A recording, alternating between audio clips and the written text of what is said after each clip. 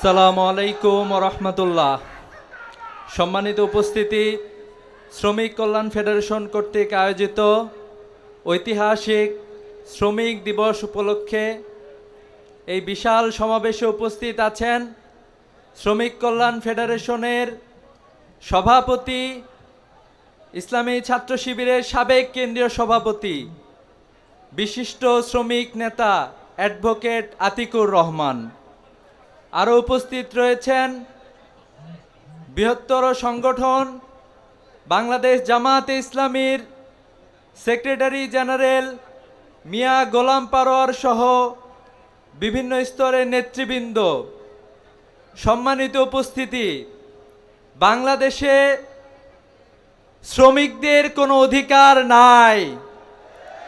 বারবার শ্রমিকদের স্বার্থ রক্ষার কথা বলে যারাই ক্ষমতায় গিয়েছে তারাই শ্রমিকদের অধিকারকে খর্ব করেছে। আমরা দেখেছি কোনো কারখানায় শ্রমিকদের জন্য সুষ্ঠু পরিবেশ নিশ্চিত করা হয়নি।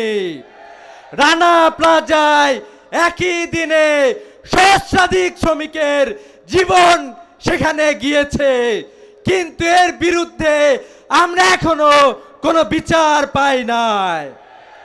বাংলাদেশের প্রত্যেকটা সেক্টরের শ্রমিকদের মৌলিক মানবাধিকারকে খর্ব করা হয়েছে।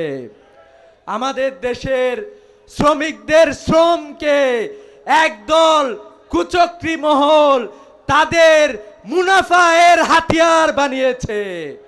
শ্রমিকদের ঘামের উপরে দাঁড়িয়ে, শ্রমিকদের রক্তের উপরে দাঁড়িয়ে তারা তাদের সম্পদকে কক্ষিগত করার চক্রান্ত তারা নিয়েছে।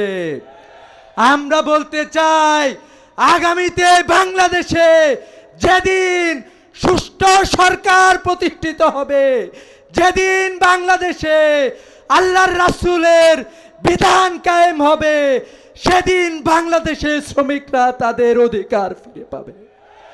সম্মানিত উপস্থিতি, আমরা বলতে চাই, পৃথিবীতে অসংখ্য মানুষ শ্রমিকের অধিকারের কথা বলেছে।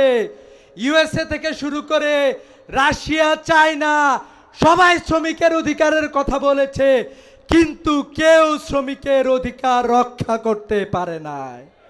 তাই আমরা বলতে চাই যে আদর্শ শ্রমিকের অধিকারকে রক্ষা করে, শ্রমিকের হক ফিরিয়ে দিতে পারে, বাংলাদেশের ন্যায্যতা প্রতিষ্ঠা করে, সে আদর্শের নাম হচ্ছে হযরত মুহাম্মদ সাল্লাল্লাহু আলাইহি ওয়াসাল্লামের আদর্শ। সে আদর্শের নাম হচ্ছে ইসলাম। তাই আমরা বলতে চাই, আগামীর বাংলাদেশে যেদিন বাংলাদেশ দেশ প্রকৃত ন্যায়বান শাসকদের হাতে বাংলাদেশ যাবে, সেদিনেই আমাদের অধিকার প্রতিষ্ঠিত হবে ইনশাআল্লাহ। সেই অধিকার প্রতিষ্ঠার জন্য সবচেয়ে শক্তিশালীভাবে যে শ্রেণী অবদান রাখবে, সেই শ্রেণী হলো বাংলাদেশের শ্রমিক শ্রেণী।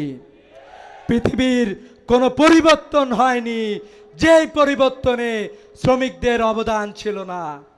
আমরা দেখেছি সর্বশেষ জুলাই বিপ্লবে বাংলাদেশের ছাত্র জনতা যখন রাস্তায় নেমে এসেছিল, সেদিন সহস্রাধিক শ্রমিক, লক্ষ শ্রমিক বাংলাদেশের রাজপথে নেবে ফ্যাসিবাদকে বাংলাদেশে বিতাড়িত করেছে। তাই আমরা বলতে চাই, আগামীতে যারা শ্রমিকের অধিকার নিয়ে ছিনিমিনি খেলতে চান, তাদেরকে সতর্ক করতে চাই, ছাত্র এবং শ্রমিকদের ঐক্য আগামীতে আপনারা যেই মানুষের অধিকারকে খর্ব করেছেন, সেই অধিকার আদায়ের জন্য ছাত্র এবং শ্রমিকদের ঐক্য বাংলাদেশ প্রতিষ্ঠায় সামনে এগিয়ে আসবে ইনশাআল্লাহ।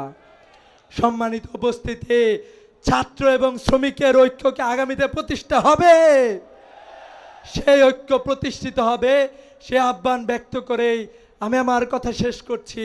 আসসালামু আলাইকুম ওয়া রাহমাতুল্লাহ।